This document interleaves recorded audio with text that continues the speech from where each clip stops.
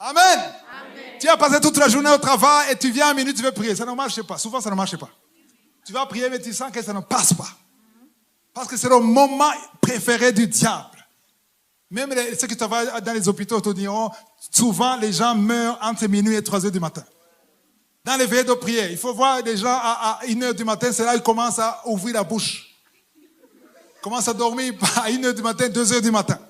Ça, c'est le moment du diable. Mais quand minuit arrive, alors que tu es dans la louange, tu as la foi, tu persévères. Wow! Comment est-ce que tu dors la nuit, minuit, alors que ta vie est prise par le diable? Il faut prier pour la délivrance. Alléluia. Wow, j'aime beaucoup. Disons dans Psaume 119, verset 62. Au milieu de la nuit, je me lève pour te louer. Au milieu de la nuit, à minuit, je me lève. Ah, si tu as compris ça, tu vas chercher des moments, au moins une fois par semaine, tu te lèves à minuit pour faire quoi? Pas seulement pour prier. À minuit, on ne prie pas, on loue. Alléluia. À minuit, on loue, même quand ça ne va pas pour toi. Loue. Parlez de la bonté de Dieu. Parlez de Dieu. Yo, mana, linziza. À minuit. Hey, hey. Le diable ne peut pas entendre ça. Au milieu de la nuit, je me lève pour te louer à cause des jugements de ta justice. Alléluia. La chanson internationale. Alléluia. Wow. Il faut te lever à minuit, mon frère, ma soeur. Amen. Alléluia. On va lire dans Juge 16, le premier verset. Samson partit pour Gaza. Il y vit une femme prostituée et il entra chez elle. Ok, je ne parle pas de prostituée, mais je vais parler de la puissance. La force de Samson qu'il avait temporairement. Alléluia. Parce que quand il n'avait pas cette grâce, cette puissance, il était comme toi et moi. C'est ce que la parole de Dieu dit. Il n'avait pas cette force. Mais quand cette grâce venait sur lui, il pouvait tuer 1000 hommes. Amen.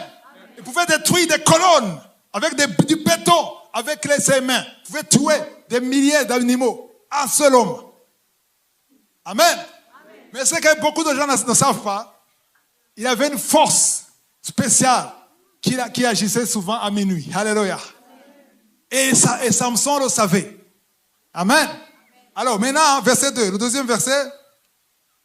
On dit aux gens de Gaza. On dit aux gens de Gaza. Samson est arrivé ici. Alors on voulait le tuer. On dit, il est ici, on va le piéger. Et ils l'environnèrent et se tinrent en embuscade toute la nuit à la porte de la ville. Toute la nuit, ça dit que jusqu'à minuit. Amen. Avant minuit. Je vous ai dit que la deuxième veille, c'est quoi?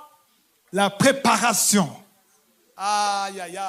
Tu vois, le plan des habitants des gens de Gaza, ils ont préparé ça pendant la deuxième veille. Maintenant, ils sont en train de préparer, ils environnèrent et terre en embuscade. Ça veut dire que de 21 à minuit, le diable est en train de t'environner et tenir des embuscades, spirituellement parlant, dans ta vie. Parce qu'il veut mettre ça en pratique dans la troisième veille. Ils restèrent tranquilles toute la nuit. Donc ça dit qu'ils sont restés tranquilles pendant toute la deuxième veille. Ils ont dit, au point du jour, nous le tuerons. Amen. Amen. Je vous ai dit que le jour commence à quelle heure? En Israël. Bibliquement parlant. Pas 6 heures. Amen. C'est 6 heures. Quand le soleil... Voilà. Eux, ils attendaient le jour à 6 heures. Mais ce qui se passe ici, le verset 3, et ils ne savaient pas que Samson connaissait les principes de Dieu. Le troisième verset, c'est le plus intéressant. Samson demeura couché jusqu'à minuit. Attends, jusqu'à quand? Si tu veux te lever à minuit, il faut être couché jusqu'à minuit. Moi, si je veux prier la prière de minuit, je suis couché jusqu'à minuit moins 5. Je me lève minuit moins 5, moins 10 pour que minuit, je sois dans la louange. Amen. Samson, comment est-ce qu'il a attendu minuit? Peut-être qu'il avait un réveil, je ne sais pas. Mais il savait que sa puissance, sa force va agir à minuit. Il y avait des anges qui agissent à minuit. Donc il a demeuré couché jusqu'à minuit. Amen. Et à minuit, il s'est levé pour Pourquoi? Parce qu'il a dit vers minuit. Hey! Vers minuit, ça veut dire quoi? À minuit moins 5 ou moins 10. Il a fait quoi? Il se prépare 5 minutes avant. Maintenant, il est minuit. Alléluia. Il se leva et saisit les battants de la porte de la ville et les 2 poteaux, les arracha avec la barre, les mit sur ses épaules, un seul homme, sur ses épaules et les porta sur le sommet de la montagne qui est en face d'Hébron, un seul homme. Il ne pouvait pas faire ça à 23 heures. Il a attendu minuit. Aïe, aïe, aïe. Est-ce que vous comprenez ça? Oui. Tu vas me dire, ça c'est l'Ancien Testament.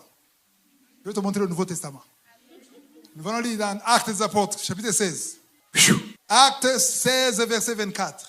Le geôlier ayant reçu cet ordre, les jeta dans la prison intérieure et leur mit les ceps aux pieds. Le geôlier, c'est-à-dire le chef de prison, celui qui les gardait en prison, ayant reçu cet ordre, il a eu l'ordre de les jeter dans la prison intérieure. Donc il a lié qui? Paul et Silas. Ils étaient liés les pieds et les mains en prison. On les a fouettés. On les a liés. On les a fait souffrir. Pourquoi? Qu'est-ce qu'ils ont fait comme crime? Ils ont prêché Jésus. Si on te mettait en prison à cause de Jésus, qu'est-ce que tu ferais? Seigneur, tu me déçois. On se lamente pour des choses banales. La plupart d'entre vous n'ont jamais été emprisonnés. À cause de Jésus. Je vais te dire une chose. Si on te met en prison à cause de Jésus, tu es béni. Amen. Il n'y a que 5 personnes ici qui disent Amen. Si tu vas en prison, pas parce que tu as volé, pas parce que tu as fait quelque chose de mauvais, mais tu vas en prison parce que tu as prêché Jésus. Si on te fait ça, tu es béni. Amen. Ils étaient contents d'être en prison à cause de Jésus. Pierre a dit, faites tout ce que vous voulez, mais on ne peut pas cesser de parler de Jésus. Alléluia. Amen. On doit parler de Jésus. Nous sommes appelés à parler de Jésus. Amen. Amen. Alors maintenant, on les a mis en prison. On les a fouettés. On les a liés. Les mains et les pieds. C'est-à-dire qu'ils ne pouvaient pas marcher. Il y a des chrétiens aujourd'hui qui n'arrivent pas à marcher. Tu les vois marcher. Ils conduisent des voitures, mais ils n'arrivent pas à marcher. Spirituellement parlant, ils ne marchaient pas. Parce qu'ils n'avançaient pas dans la vie. Après 20 ans, la même personne. Tu n'avances pas. Tout ce que tu fais n'avance pas. Tout ce que tu fais ne marche pas. Oui, il y a une période. Il y a une période de test, d'épreuve que Dieu peut permettre. Mais quand tu traverses cette période, il faut comprendre une chose. Quand tu traverses cette période, Dieu pourvoit. Il y a la manne pour ceux qui sont dans le désert de Dieu. Amen. Est-ce que vous comprenez ça? Amen. Moi, j'ai traversé cette période. Pas beaucoup d'années, depuis 1995 jusqu'en 2009. 14 ans. Ouais. On me dit, c'est quoi ton Dieu là? Si ton fait spirituel, tu pries, alors. Je suis fatigué de te soutenir. Les gens me disaient ça. Parle à ton Dieu. Je ne suis pas ton Dieu. Dieu permettra que tu passes par l'humiliation. Amen. Tu seras humilié. Amen. Alléluia. Amen. Je dis, Dieu m'a donné une vision. Je me souviens. En 2003, je disais à un serviteur de Dieu, très connu ici. Je disais, Dieu m'a donné une vision, je vais parler, je vais atteindre le monde. Le quoi? Toi. Attends, tu as été à l'université, tu as terminé, tu as eu le diplôme. Non, j'ai été à l'université, mais je n'ai pas terminé. Tu n'as pas? Le monde d'aujourd'hui ne fonctionne pas comme ça. Ça ne peut pas marcher. Tu vas quelque part, les gens instruits ne vont pas t'écouter. On me disait ça. Et je rentre à la maison. Seigneur, est-ce que c'est vrai? Est-ce qu'ils ne vont pas m'écouter? Donc, le diable crée un complexe en toi. On ne va pas t'écouter parce que tu n'es pas diplômé. Il faut d'abord avoir diplôme, il faut avoir théologie, il faut avoir masters. Il faut avoir PhD. Hein? Donc tu ne peux pas parler aux hommes intellectuels quand même. Hein? Non, pas toi. J'ai failli même croire à ça. Et le Seigneur me dit, rappelle-toi ce que je t'ai montré en 1997 à Lubumbashi, au Congo, au Zaïre. À l'époque, c'était le Zaïre. Et Dieu m'a montré une montagne, un grand gâteau. Il m'a montré les gens qui venaient de 4 coins du monde pour manger. Et c'est moi qui les donnais à manger. Dieu me rappelle ce qu'il m'avait dit en 97. Et j'écoute ce que cet intellectuel évangéliste me dit. Je dis, ok, je choisis ce que Dieu m'a dit. Alléluia. Alléluia. Écoute, Dieu ne suit pas les principes du monde. J'encourage les jeunes à étudier. C'est bien d'étudier. C'est bien d'étudier. Ne quittez pas l'école. Il faut étudier. Mais ne comptez pas sur l'école, parce que là, ce sera ton Dieu. Étudie pour avoir la connaissance, pour être instruit. Mais suis la paix de Dieu. Parce que Dieu, si Dieu veut t'utiliser, Amen. Dieu peut t'utiliser étant diplômé ou si tu n'es pas diplômé. Parce que le diplôme, c'est l'homme qui donne ça. Je me suis vu 3 fois diplômé dans le rêve. Dieu m'a montré des toges. Il dit, maintenant tu es diplômé de ça, tu es diplômé de ça.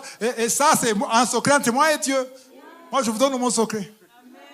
Ma famille ne m'a jamais vu avec une toge, mais Dieu m'a donné ça. L'école de Dieu, c'est la meilleure. Alléluia. Dieu m'a dit, suis-moi. Je sais ce que je fais. Alors, quand tu traverses les moments difficiles, Amen. Tu traverses les moments difficiles, quand c'est Dieu, il y aura toujours la manne. Même si les gens ne veulent pas de toi, quelque part, Dieu créera toujours un chemin que tu ne sais pas d'où ça vient, mais ça sera toujours là. C'est ça la preuve que tu es avec Dieu. Amen. Mais quand tu traverses des moments difficiles et tu es coincé là, tu restes là. Tu n'avances pas. Alléluia. Pose-toi la question. Ça ne marche pas. Parce que quand c'est Dieu, tu restes dans le désert, mais tu survis. Et Dieu te donne la force de marcher dans le désert. Alléluia. Ce n'est pas tous les jours que Dieu te fasse sortir du désert. Il te fera sortir du désert quand le moment est arrivé.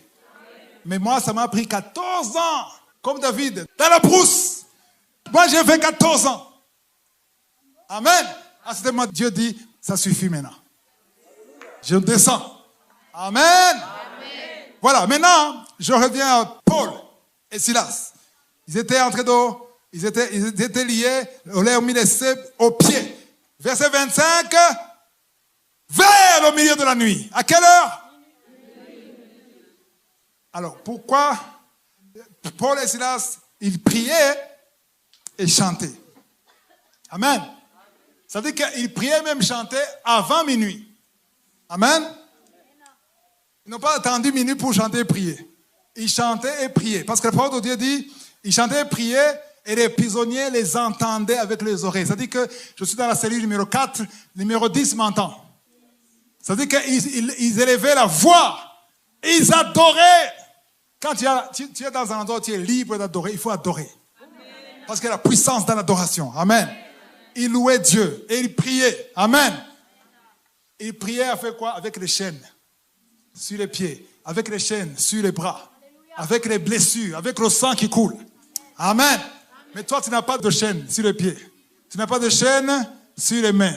Tu n'as pas de sang qui coule et tu es sous le drap et tu gonfles. Et tu fais la délivrance. Prie pour moi, serviteur de Dieu, prie pour moi. Il y a des limites du serviteur de Dieu. Il y a ta part. Il faut combattre. Amen. Donc, ils chantaient et louaient Dieu vers le milieu de la nuit. Qu'est-ce qui s'est passé? Qu'est-ce qui s'est passé à minuit? Dis à ton voisin, qu'est-ce qui s'est passé?